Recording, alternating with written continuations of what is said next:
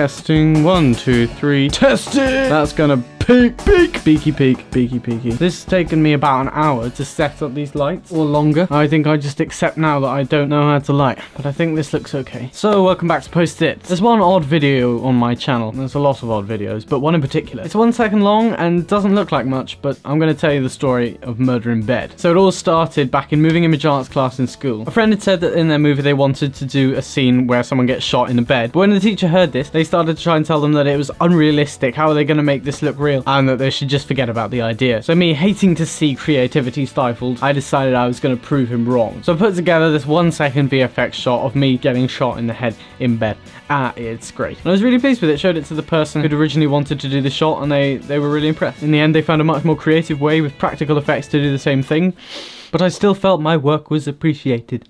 It's after that I pretty much forgot about it until I saw, and I can't remember if I was searching for this sort of thing or if it just popped up somewhere, but I saw the Noemata one-off moving image film festival. And this was a festival dedicated to 1 second short films, of which I had a special one. It seemed to be connected to another festival called the Leap Second Film Festival, where I think they put together all the films in a big screening area and played them all on the leap second of a leap year, something like that. So I sent the film in and thought nothing more of it, till I heard back from the festival coordinator with this message. So he said, "Hi Mercer, thanks for your movie, which I found, first of all, disturbing. Could you give some more background or info to the piece? I want to be reassured that it's art and not reality. Googling you." He actually Googled me, calmed me down quite. "I see you're a filmmaker, and from the images it looks like it's you in the bed. Crisis averted. So no harm." It's with much relief I realise. Maybe he was just being generous, but from that it sounds like he really truly believed it was a real clip. If I was a serial killer murderer, I don't know why I'd be sending in my incriminating evidence into a 1 second film festival. But so he said, still would like to know more. Not knowing any context could be read in many ways. And of course this film festival had its own kind of rules and regulations. The theme was about home is ?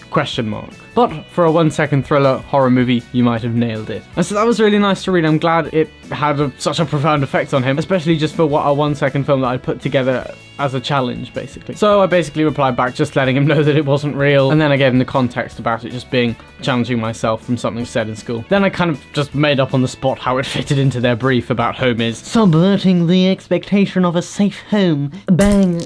And so my little test piece had made its way into a 1 second film festival. But when the time came round for them to be posted online, I went to their website and what did I find? My clip was there, but he'd posted my whole explanation below it, which I was not expecting. Didn't realise all that personal details I'd spilled was going to go up on the website. But no matter, if it sets more troubled minds at rest that it could be a real bang, then sure. The other cool thing about the festival was that I think every film that was selected was played in an underground train station in Valencia on a number of monitors, just cycling over and over again, so that would have been pretty cool. Internationally screened work artist. But the really interesting bit comes later. So after my discovery of the wondrous film freeway, I got all my different films uploaded, including Murder in Bed. And I thought, what harm would it be to enter in a couple of festivals? Now there's this one festival I'd had a bit of history with. Well, I say history, I mean 2 weeks worth of submitting my various films and receiving multiple rejections. It seemed to be a one-man band film festival, and they were just rejecting films that obviously didn't fit into their style. And I was completely confused because I couldn't figure out what they wanted from me. It was called the Just Before Midnight Film Noir Film Festival, and so I was submitting my various film noir films, which I was sure would be what they were looking for, but no. And so then on a fateful day, it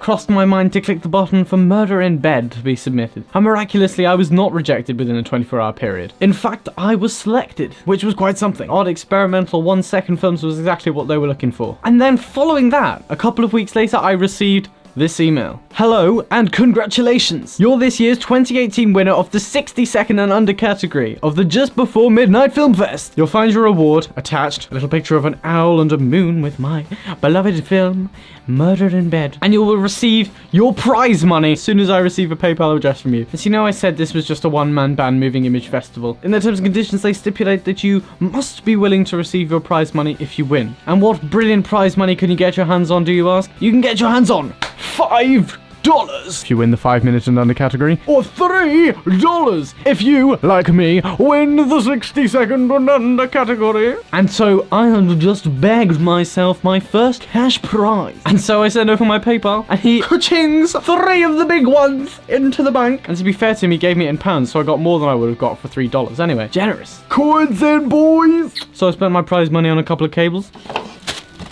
These cables, to be precise. Haven't even opened them yet, but always good for the stockpile. Funny thing was, I've been talking to my aunt about this, and she'd also got one of her films into the Just Before Midnight Fest. As we were saying, it would be funny if we clean sweeped up all that prize money. And so basically, after becoming a cash prize award-winning filmmaker, I decided Murder in Bed had earned its place on the channel. Just shows that taking up a simple challenge can go far further than you expected. So thanks so much for watching. Shout out to Sean for making it all happen. I'll see you all in the next post-it.